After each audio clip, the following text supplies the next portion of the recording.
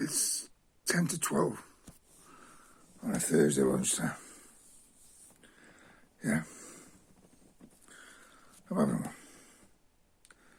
I think you'll find that's what I've done most of the time. Well, I've not just been on here, but I know people have opinions.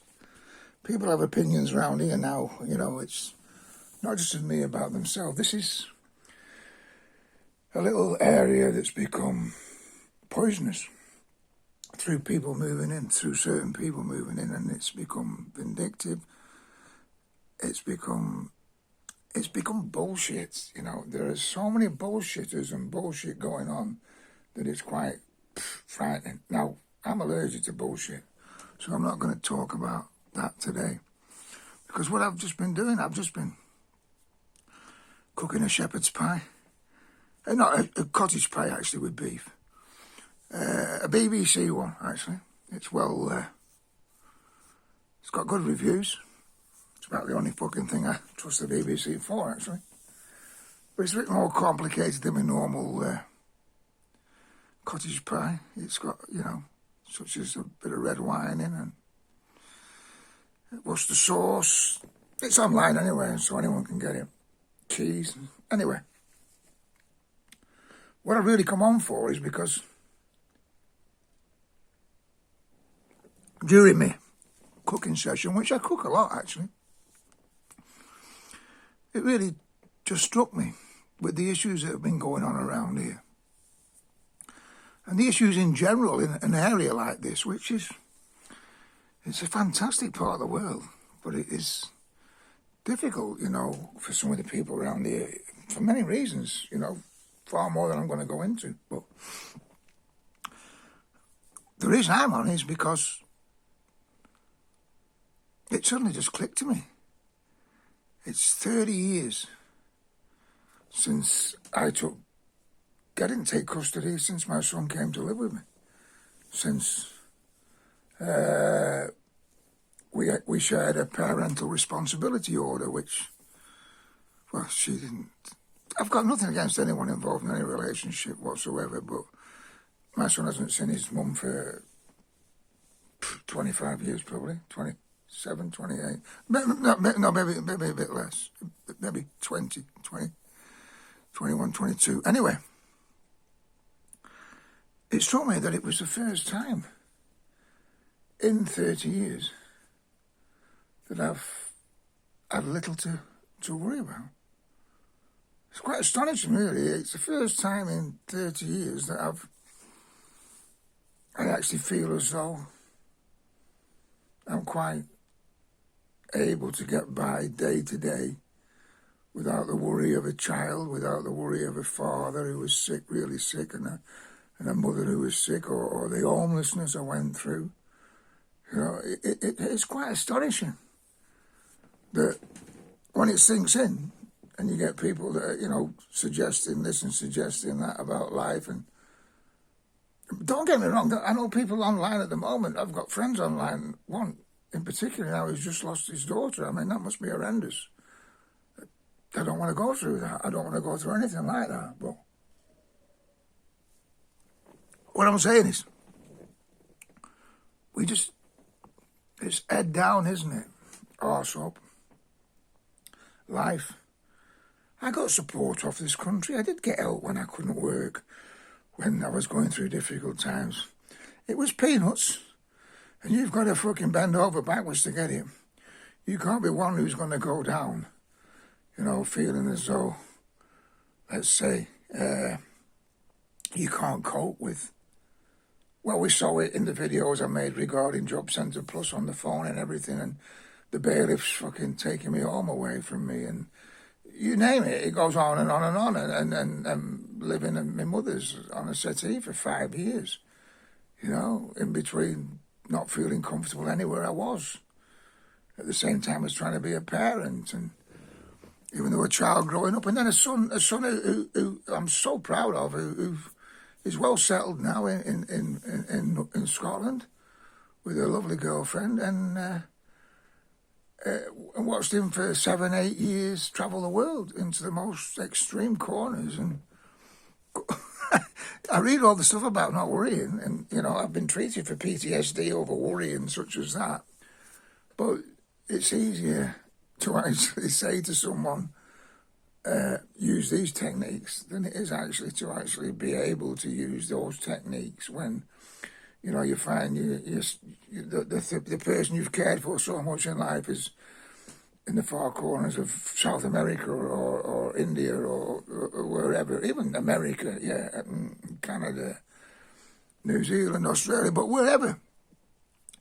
Yeah, I sat, just I said, like, playing about with my recipe. And it's a funny thing, life, because I've become very spiritual lately, and I've moved on from the stuff I used to talk to you about, like the power of now and the new earth and David Rico, blah, blah, blah. This is the stuff I'm into now. I'm more into this. This is like a guy called Bruce Lipton. And it's called The Biology of Belief. And I listen to another guy called Greg Brandon. I listen to various people like that and I've actually got an ex-wife from Australia who I still keep in touch with, who's very, very knowledgeable about this kind of stuff. And it basically is about us, it's about the universe, and it's about how our body, our genetics, our genes, our atoms that make us up into energy and whatever else, and how we can definitely change the way we feel by what we believe in. And I don't mean believing in a God. Well, you can believe in a God. It doesn't matter what you believe in, what your beliefs are. Your body's energy changes with what your beliefs are. If you're sad or angry, fucking resentful, you have a chance of making yourself poorly. If you're happy, hopeful, and helpful, yeah, then you have a chance that whatever you have wrong with you will become better, and you'll start to heal. This is proven science. This is modern day science. This is not the science that all the stuff we were told about has been based on. This is the science of such as quantum physics, quantum biology. It's a different method than what we've been looking at over the years and such as that. And it's about us and the fact that we are all really together. We are really all equal. We're just one big mass.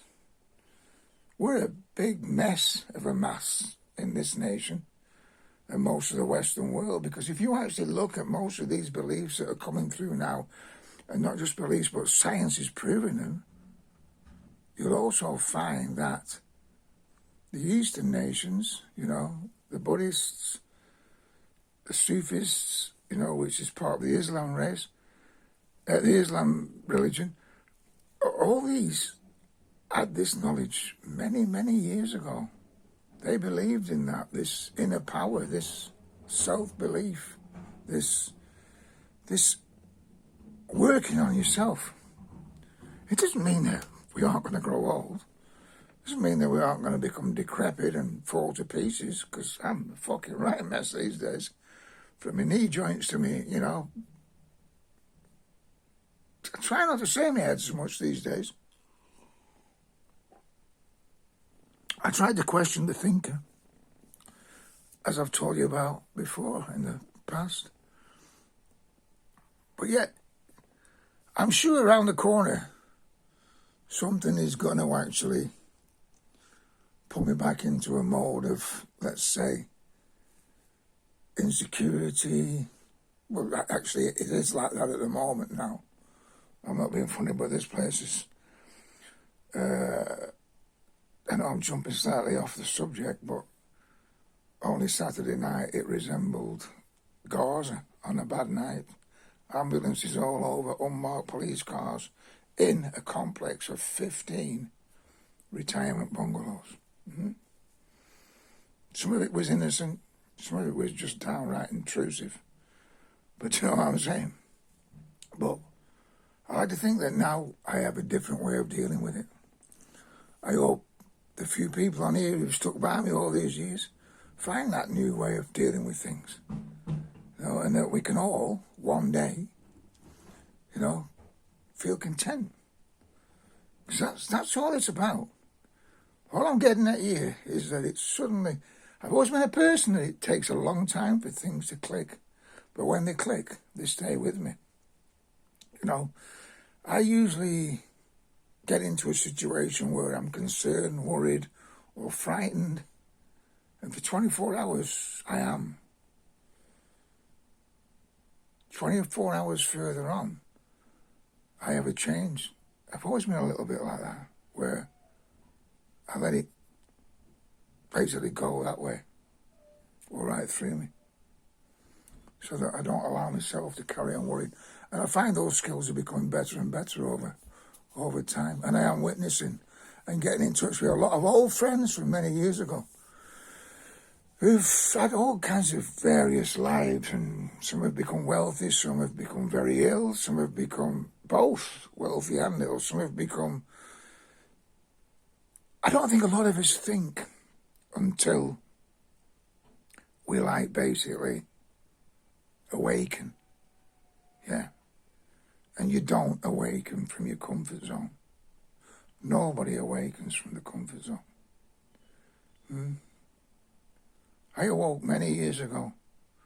I'm still trying to awake now. I'm still trying to question my anger.